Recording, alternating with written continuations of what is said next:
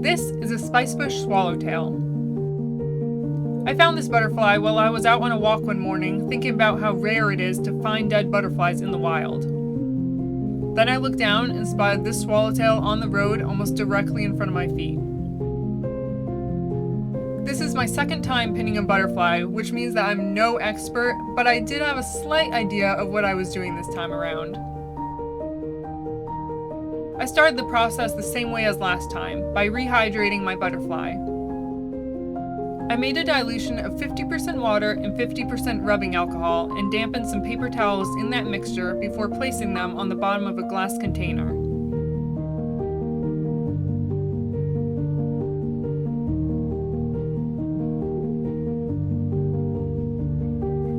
The burlap worked well last time as a shield between the butterfly and the wet surface, so I used it again, because why mess with a good thing?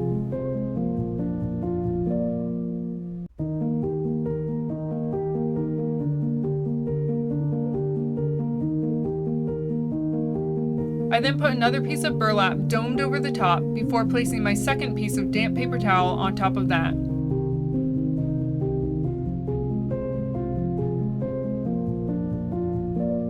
I then sealed the container with plastic wrap and an elastic band and let her sit.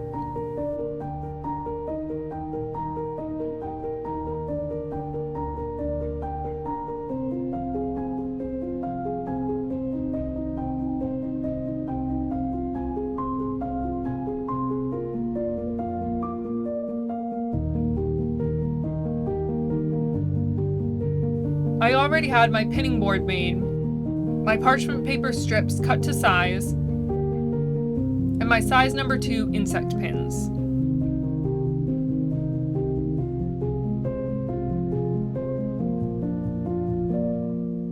She had to sit for at least 24 hours, but like last time, I got kinda distracted by other plans and she sat for a good 40 hours or so before I started pinning.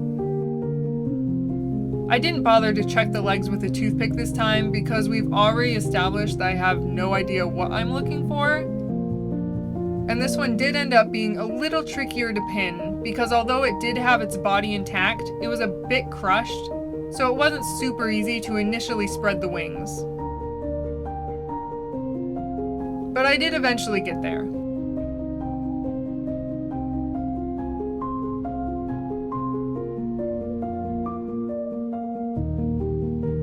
I start by putting one strip of parchment paper on each pair of wings to hold everything in place before I remove the strips one at a time to reposition the wings.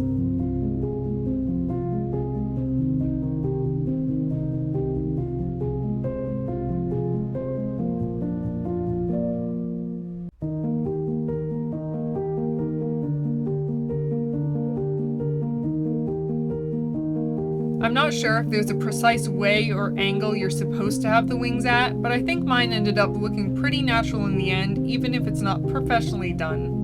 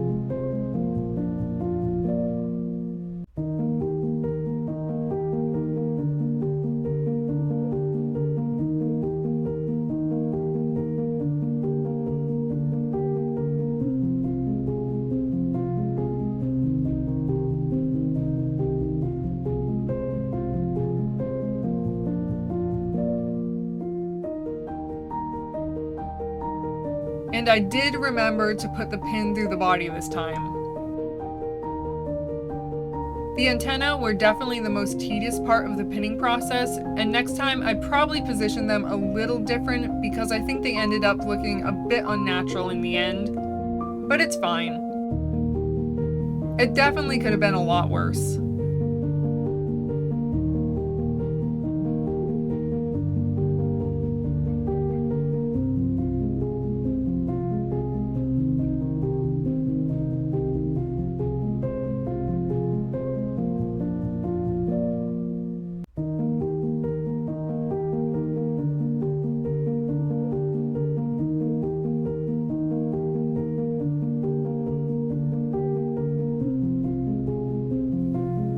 butterfly definitely has more scales rubbed off than the last butterfly I pinned, but it also has a body, head, and both antennae, which the previous butterfly was lacking. So you win some and you lose some.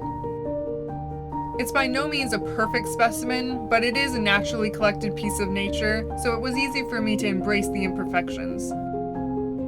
But I have to say, I was definitely tempted yet again to pin this one upside down, because why does the bottom have to be so much prettier than the top?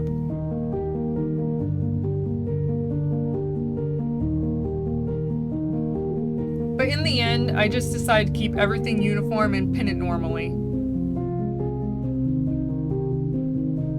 Last year, I completely gutted and redecorated my entire room, and now everything is very much color-coded. White, gold, and a light blushy pink is the color scheme. So I like to add a little bit of shimmery gold to most things I paint, because I enjoy these small details that tie everything together. The setup of this shadow box will definitely change as I add more bugs to it, but for now, I'm just sticking this guy under the red spotted purple that I pinned last week.